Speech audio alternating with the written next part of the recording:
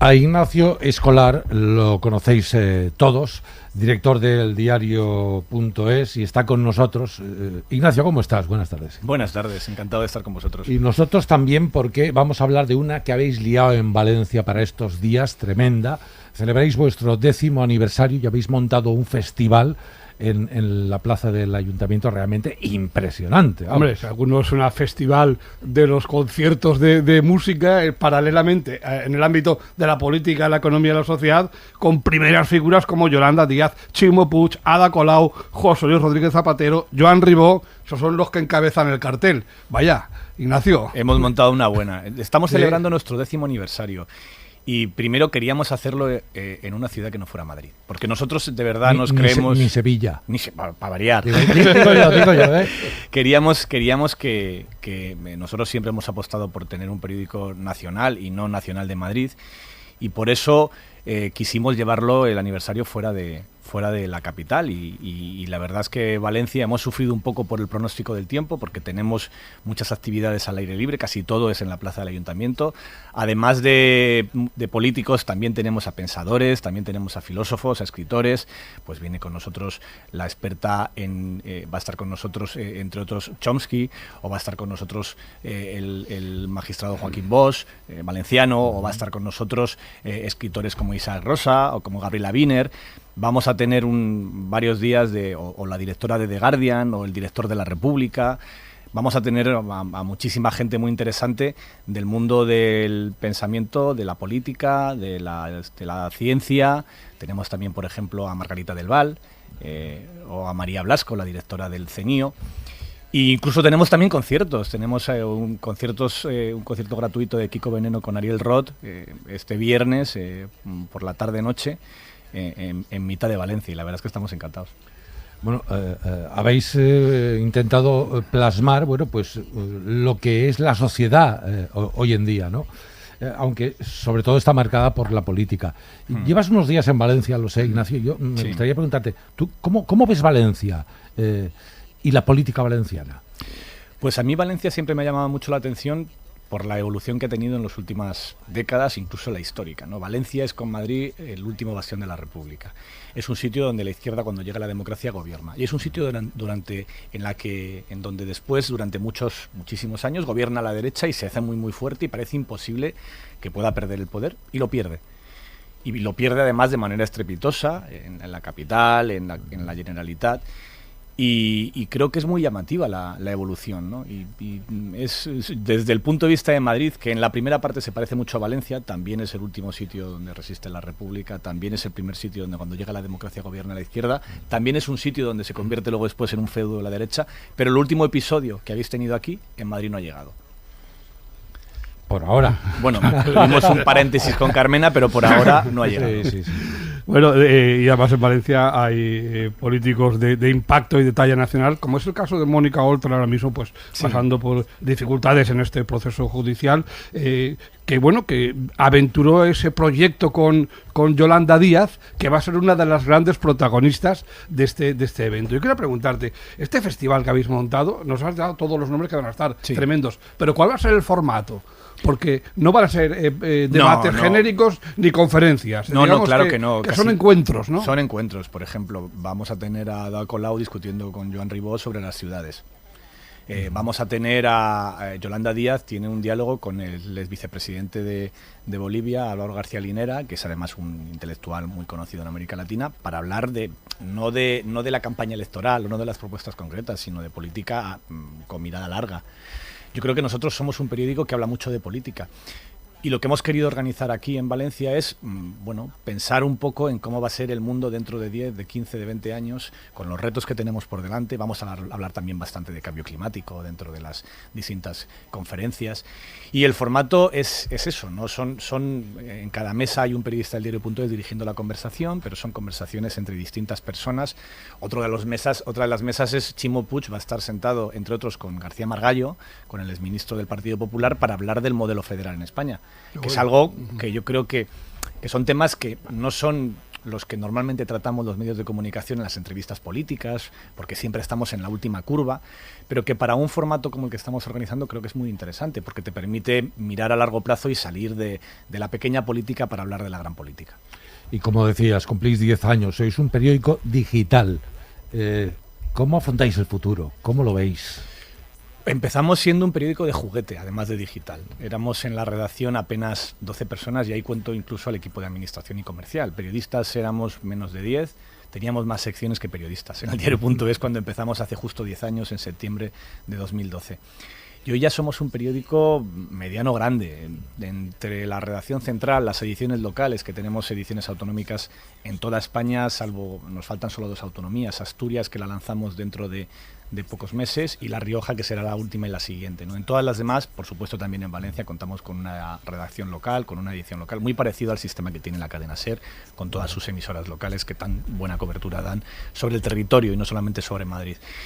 Y ya entre todo esto, entre la redacción central, las redacciones autonómicas y una redacción que tenemos también en Argentina, ya somos más de 200 personas. O sea, nos hemos multiplicado muchísimo.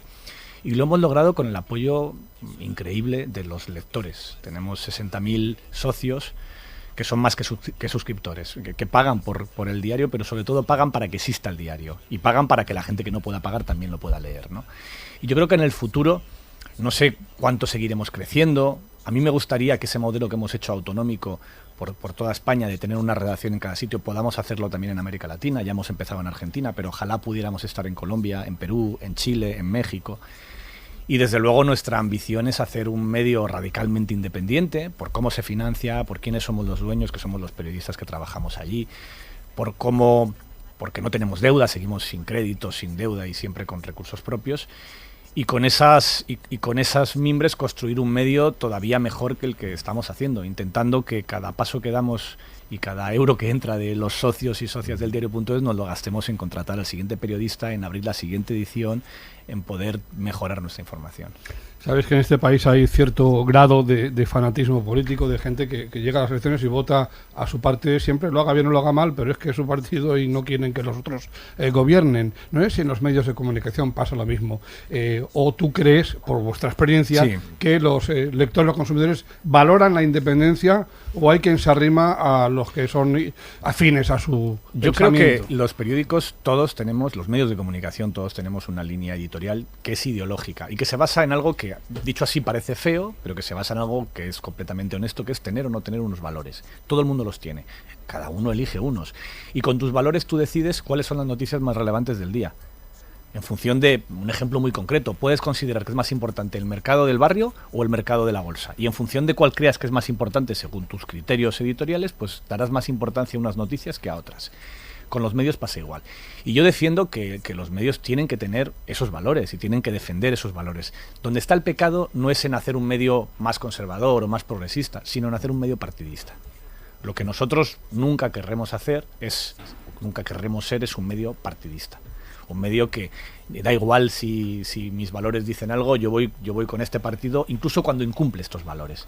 Y nosotros es a eso a lo que nos rebelamos y donde queremos ser realmente independientes de los partidos, no de unas ideas o no de una comunidad de lectores. Claro que somos dependientes de esas ideas y de esa comunidad de lectores, pero la manera de enfocarlo, en mi opinión, y lo que te pide la gente, no es que tú no tengas unos valores, sino que no los vendas en función de lo que diga el partido más cercano a ese tipo de valores. Tenéis unos valores de izquierdas, también os gustan, sí, dirigiros a la gente joven. Hay quien dice, la gente joven pasa de todo, no se informa. ¿Tú coincides con eso?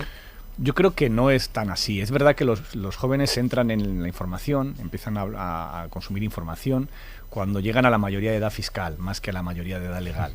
Es cuando empiezas a pagar impuestos y a trabajar, y en ese momento te preguntas por lo común, porque estás participando en ello de una manera en la que te empieza a afectar en tu día a día, ¿no?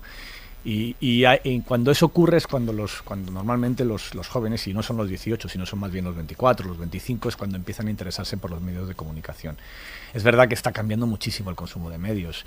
Nosotros tenemos la ventaja de que estamos en el nuevo mundo, ¿no? Nunca tuvimos una edición de papel, no nos toca la reconversión que tienen otros periódicos de pasar del papel a Internet. Ya la mayoría de los lectores, pero con una proporción 20-1, están en Internet frente a papel, o sea que ya el debate que había hace unos años sobre si el papel sí y si el papel no, bueno, el papel seguirá el tiempo que dure, pero la realidad es que ya el medio más relevante de la prensa escrita somos los periódicos digitales, incluyendo los periódicos digitales que tienen una edición en Pero papel. a ver si la web también se va a quedar anticuada a favor del TikTok, del Instagram. Sí, eso es así. Nosotros estamos haciendo muchos experimentos que todavía son experimentos para estar en TikTok, para estar en Instagram, para hacer contenidos distintos para otros públicos. Pero yo creo que la manera de que los jóvenes te lean es tener jóvenes en tu redacción. Porque los jóvenes, nuestros periodistas jóvenes del diario.es, que tenemos una edad media bastante baja, unos 30 años, son los que de verdad se pueden imaginar qué le interesa a un chico o una chica de su edad.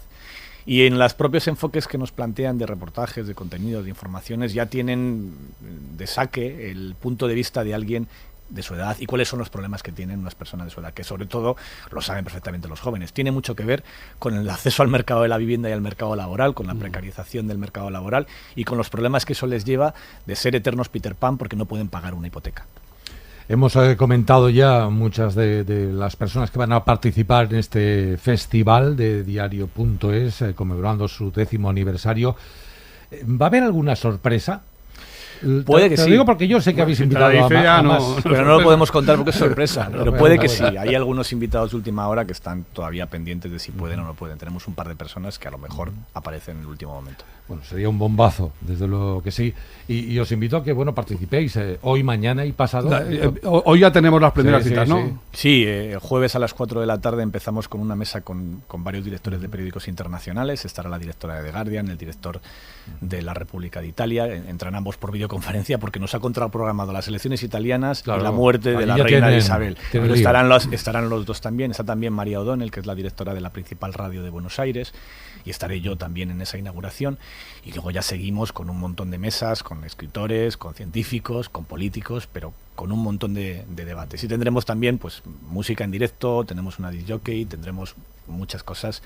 Y hay aparte actividades para niños, hay también mesas pensadas para pequeños talleres para niños y incluso gastronomía. Vamos a tener el Gran Wyoming montando una paella en mitad de la plaza. Bueno, no me digas. Con nuestro amigo Vidal, el gran experto en paellas. Exacto. Van a estar haciendo una paella mañana viernes en mitad de la plaza del ayuntamiento. Bueno, esta misma tarde a las 6, ya sabéis, ese encuentro que hemos mencionado entre Ada Colau y Joan Ribó, que va a estar también súper chulo.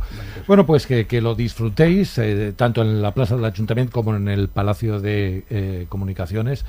Ignacio, que vaya muy bien. Muchas gracias. Éxito, porque la que habéis liado desde luego lo merece. Llevamos trabajando tanto tiempo que ojalá no nos llueva demasiado. Y enhorabuena por el 10º aniversario. Gracias.